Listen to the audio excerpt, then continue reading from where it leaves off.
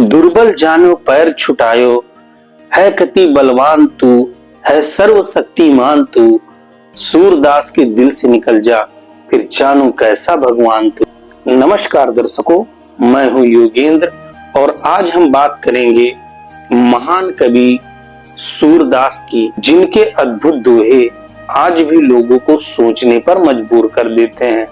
तो चलिए जानते हैं सूरदास की कहानी के बारे में। सूरदास परमेश्वर के बड़े भक्त थे, बड़ी सेवा किया करते थे। एक बार उनको लूज मोशन हो गया और इतना ज्यादा हो गया कोई दवाई भी ना काम करे। सूरदास जी ने सोचा कि अब शायद तो संसार में नहीं रह पाएगा। सूरदास की कुटिया में एक आधा कोई सेवादार आ जाया करता था जो सेवा कर दिया करता था।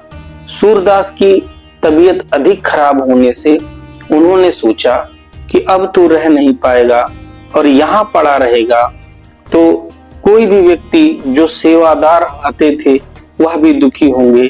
यह मन में सोच करके सूरदास अपनी कुटिया छोड़कर दूर जंगल में चले गए और वहां पर वो यह विचार करके गए कि वहीं पर जाकर के शरीर छोड़ दूंगा, कोई पशु पक्षी इस शरीर को खा लेगा, इससे उसका भी पेट भर जाएगा और अपना भी कुछ पुण्य बन जाएगा।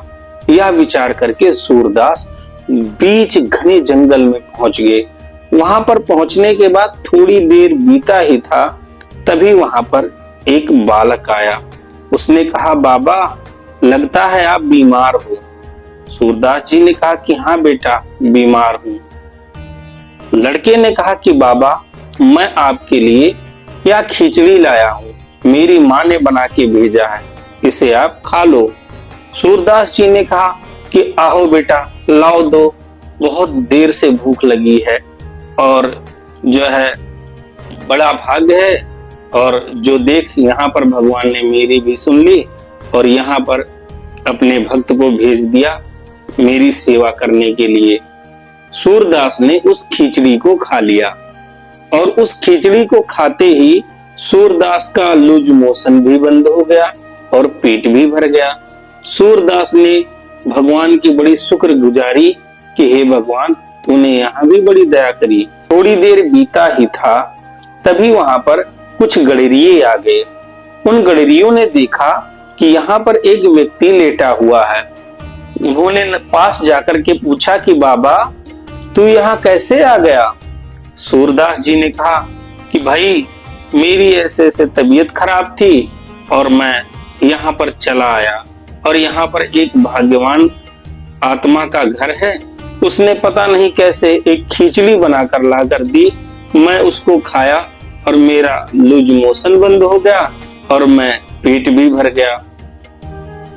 वो गडरिये लोग सूरदास के मुंह की तरफ बड़े आश्चर्य से देख रहे थे कि इस घने जंगल में कहां से कोई व्यक्ति आ गया और यहाँ तो ना तो कोई कुटिया दिख रही है और ना तो कोई बालक दिख रहा है।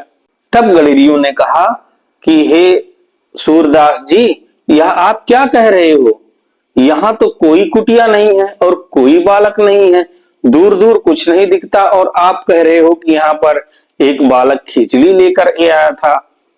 सूरदास जी ने अधिक कुछ नहीं बोला और वह समझ गए कि यह किसकी लीला थी, कौन आया था देने। अब सूरदास जी ने सोचा कि हे भगवान तूने अपने भक्त की यहाँ भी रक्षा कर दी और धन्य हो तेरा। अगर तू चाहता है कि मैं भक्ति करूं तो अब तूने मेरी आयु और शेष बढ़ाई है और मैं और तेरी भक्ति करूंगा। यह सोच करके सूरदास जी चल पड़े और वो लाठी टेकते हुए ऐसे ऐसे जा रहे थे जैसे पैर तो कम रख रहे थे और उमंग में अधिक चल रहे थे कि हे भगवान आज तो बड़ी दया हुई, भगवान आए थे और मैं तो कैसा था, मैं तो भगवान को पहचान नहीं पाया। यह विचार करके मन में उमंग उठ रही थी और सूरदास जी चले जा रहे थे। तभी रास्ते में एक बहुत बड़ा गड्ढा आया। सूरदास जी उस गड्ढे में गिरने ही वाले थे, तभी पीछे से उनको एक व्यक्ति ने पकड़ लिया और कहा कि हे बाबा आगे गड्ढा है और अभी तू गिर जाता उस गड्ढे में और जो है ये मार्ग ठीक नहीं है, तू घर चला जा।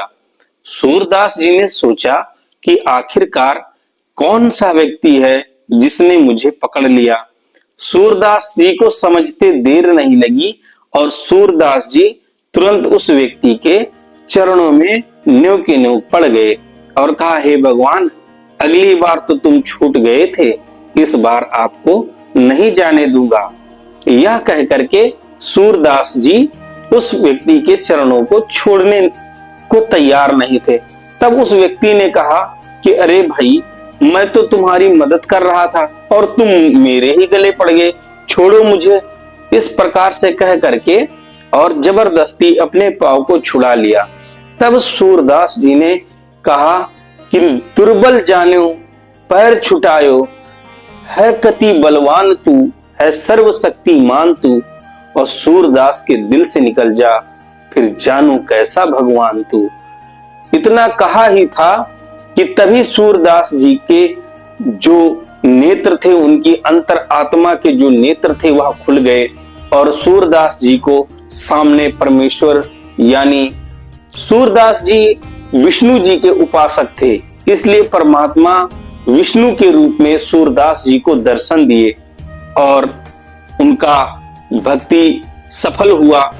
इस प्रकार से वह पूर्ण परमात्मा कबीर देव, कबीर परमेश्वर नाना रूप बना करके अपनी पुण्य आत्माओं को मिलता रहता है।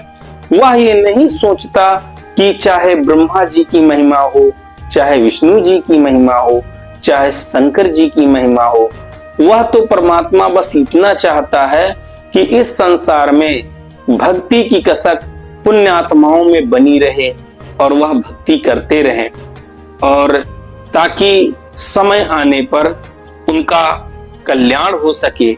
जब समय आएगा तो मैं स्वयं इस पृथ्वी पर आऊंगा और उनका कल्याण करूंगा। आज वर्तमान समय में जगत गुरु तत्वदर्शी संत रामपाल जी महाराज जी परमेश्वर कबीर जी के अवतार आए हुए हैं, जो सत भक्ति शास्त्र अनुकूल साधना समाज के सामने प्रस्तुत कर रहे हैं। आज लाखों लोग उनसे जुड़ के नाम दीक्षा लेकर के सुखी जीवन जी रहे हैं। लाखों लोगों की कैंसर जैसी लाइलाज बीमारी ठीक हुई है, लाखों लोगों का नशा छूटा हुआ है, लाखों बहन बेटियों की दहेज मुक्त विवाह हुआ है।